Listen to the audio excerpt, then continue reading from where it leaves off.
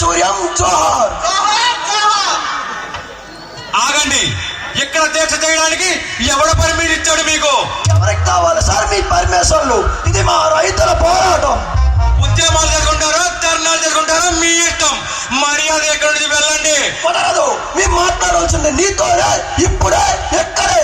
ఇక్కడ మాట్లాడేదే లేదు.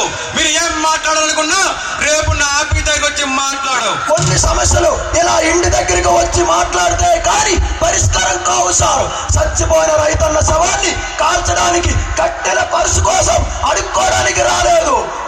టైమిక కరెంటు విత్తనాలు ఇప్పించాల్సిన బాధ్యత, మేము పండించిన పంటకు గిట్టుబాటు ధర ఇప్పించాల్సిన బాధ్యత మీ మీద, మీ ప్రభుత్వం మీద ఉందని గుర్తు చేయడానికి వచ్చాం. పిచ్చివాడా, రైతులు గిట్టుబాటు ధర ఇవ్వాల్సింది మేము కాదు నాయన, కేంద్రం. ఆ మాత్రం తెలియకుండా ఇక్కడికి వచ్చి ధర్నా చేస్తావా? కరెంటు బిల్లులు, పెట్రోల్ ధరలు, గ్యాస్ ధరలు, రైతు గిట్టుబాటు ధర ఇవ్వాల్సింది మేము కాదు నాయన, కేంద్రం. ఈ మాట ఎలక్షన్ గా వచ్చి మా ఊరిలో వీధి వీధి తిరిగి అమ్మా అయ్యా మీ ఓటులు మాకు వేయండి, మీ సమస్యలు ఏమైనా ఉంటే కేంద్రం పరిష్కరిస్తుందని ఆనాడే చెప్పుంటే సప్త సముద్రాల అవతల ఉండేవారు సార్ మీ రాజకీయ నాయకులు. మీరు ఏం మాట్లాడుతున్నారో మీకైనా అర్థమవుతుందా? అవును సార్, ఈ రైతు నాగర పట్టాకే ఈ భూమిపై నాగరికత మొదలైంది. అంత ప్రాచీనమైన చరిత్ర మా రైతుది. ఒక బియ్యపు గింజ తయారవడానికి ఎన్ని రోజులు సమయం పడుతుందో నీకు తెలుసా? 120 రోజులు. 120 రోజులు ఒక రైతు తమ సమటి చొక్కని మట్టితో కలిపి పండించే గింజే ఒక బియ్యపు గింజ. గింజ కలిస్తే ఒక అన్నం మొత్తవుతుంది. చేమ తినే చిరుతుండే నుండి బ్రహ్మదేవుడికి పెట్టే నైవేద్యం వరకు అన్ని మా రైతులు పండించినవే సార్. అలాంటి మా రైతుపై సవత ప్రేమ చూపుతున్న మీకు, మీ ప్రభుత్వానికి, మీకు వత్తాసు పలుకుతున్న ఆ కేంద్ర ప్రభుత్వానికి చెప్తున్నా, రైతు అనేవాడు లేకుంటే రామరాజ్యాలు లేవు, గ్రామ స్వరాజ్యాలు రావని తెలుసుకోండి సార్. ఎవరైనా అన్నం పెడితే అన్నదాత సుఖీభవ అంటారు. దాని అర్థం ఏంటో తెలుసా? అన్నం వండిన వాడే, అన్నం వడ్డించిన వాడే కాదు, అన్నం పండించిన వాడు సుఖంగా ఉండాలని. మా ప్రభుత్వాలు కూడా మీకు సాయం చేస్తున్నాయి కదయ్యా. వ్యవసాయానికి మించిన సాయం ఆ దేవుడు కూడా చేయలేడు సార్. సెల్ ఫోన్ లేకపోయినా, ఏసీలు, టీవీలు లేకపోయినా మనం బ్రతకగలం. అవి తయారు చేసిన వాడు కోటీశ్వరుడు. అన్నం లేకపోతే మనం బ్రతకలేదు. అది పండించిన రైతు పేదవాడే. మాకు కొంచెం టైం ఇవ్వండి. గత 10 ఏళ్లలో మన దేశంలో 1,90,105 మంది రైతులు ఆత్మహత్యలు చేసుకున్నారు. అందులో మన 26,400 మంది మన తెలుగు రైతులే. అర్ధగంటకి ఒక రైతు అర్ధాంతంగా చనిపోతున్నారు. మీరు నమ్మలేరు, కానీ ఇది నిజం. ఆనందబాబుది మాకు కొంచెం టైం ఇవ్వండి అయ్యా. మేము కూడా అప్పుడు అర్థం చేసుకుంటాం. ఏమిటి సార్ మీరు అర్థం చేసుకునేది? ఒక రైతన్న తమ పిల్లలకు 100వ నంబర్ మజ్జిగ పోసి 1వ నంబర్ పాలు ప్రజలకు పోస్తున్నాడు. ఆటల పోటీలకు, వ్యాపార కాన్ఫరెన్స్లకు, వ్యాపార ప్రారంభోత్సవాలకు మీ మంత్రులు తిరుగుతున్నారే తప్ప మా రైతు గోడు వినే నాదుడు లేడే సార్. ఈ ప్రదేశంలో ఎవరైనా ధర్నా చేస్తారనుకున్నాను కానీ ఒక రైతు ఏనాడు ధర్నా చేత అనుకోలేదయ్యా. మంత్రి గారు సమ్మె కోసం సిగ్గు శరీరం వదిలి రోడ్డు మీద ఎవడైనా పడతాడే కానీ రైతు తననే నమ్ముకున్న నీటి కోసం, కోత కోసం ఎదురు చూస్తున్న పంటని వదిలిపెట్టలేడు. మేత కోసం, కూటి కోసం ఎదురు చూస్తున్న బొట్టును వదిలిపెట్టలేడు సార్. సరేనయ్యా, ఎంతమంది రైతులు చూస్తుంటే నా గుండె నిండిపోయింది. కానీ నా గుండె రగిలిపోతుంది సార్. దేనికో చెప్పమంటావా? చెప్పు.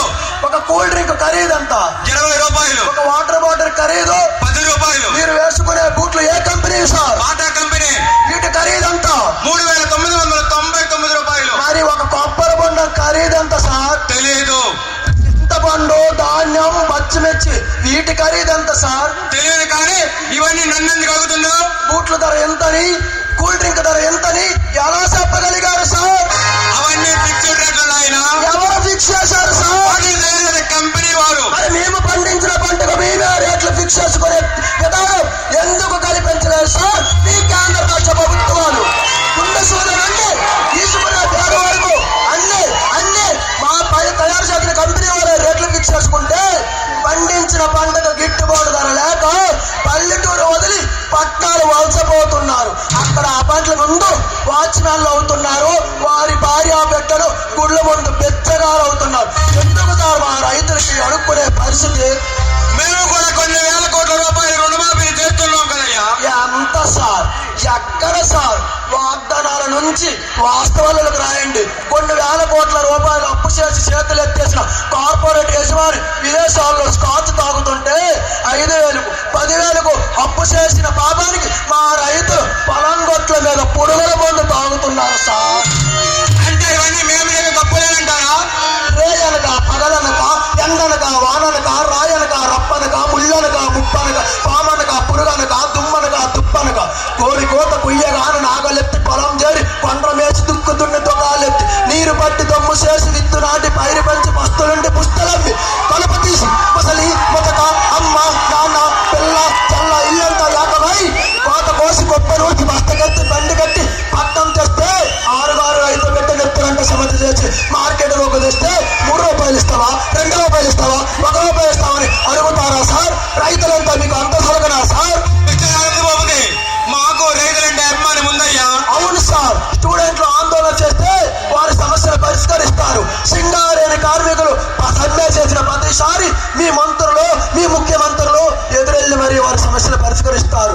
ఎన్జిఓలు బెండవులన్నా పోలీసులు గండవులన్నా సిటికలో వారి సమస్యలు పరిష్కరిస్తారు. అంటే రైతు అనేవాడు సమ్మె జోలికి తప్పు రాడని తప్ప అంతే కదండి. ఏం మాట్లాడుతున్నావు ఆనంద బాబుది? మీకు మా రైతుల గురించి అన్ని బాగా తెలుసు. ఏమి తెలుసు? కిలో పత్తి రేటు ప్రభుత్వం గడి రేటు 50 రూపాయలు. దాని నూనె నుండి వచ్చిన 8 గజాల చీర 999 రూపాయలు. పొవ్వలేక బాధపడుతున్న రైతుకి 50 రూపాయలు అక్కడ. ఎక్కడో బట్ల వ్యాపారికి 999 రూపాయలు అక్కడ. ఇదేనా సార్ మా రైతులకు చేస్తున్న సాయం? అంటే మేమేమి రైతులకు సాయం చేయలేదంటావా? మన దేశంలో లక్షలాది ఎకరాల్లో చెరుకును పండిస్తున్నారు. పక్కనున్న చైనా నుండి చక్కెర దిగుమతి చేసుకుంటాం. ఇదేనా రైతులకు సాయం? రష్యా నుండి గోధుమలు, పాకిస్తాన్ నుండి పత్తిని ఎందుకు సార్ దిగుమతి చేస్తున్నారు? అందులో తప్పేముందయ్యా?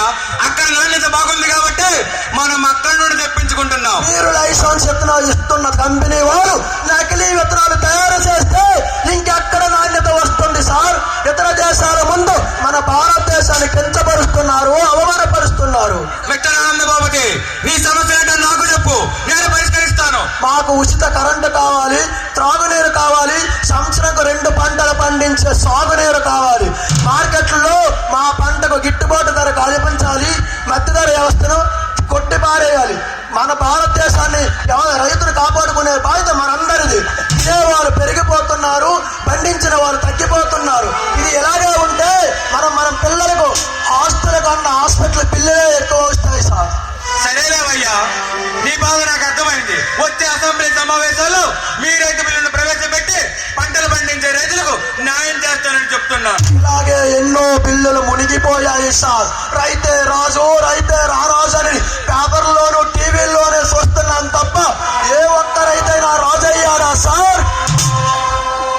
వచ్చే అసెంబ్లీ సమావేశంలో మా రైతు బిల్లును ప్రవేశపెట్టి మా రైతులకు న్యాయం చేయండి.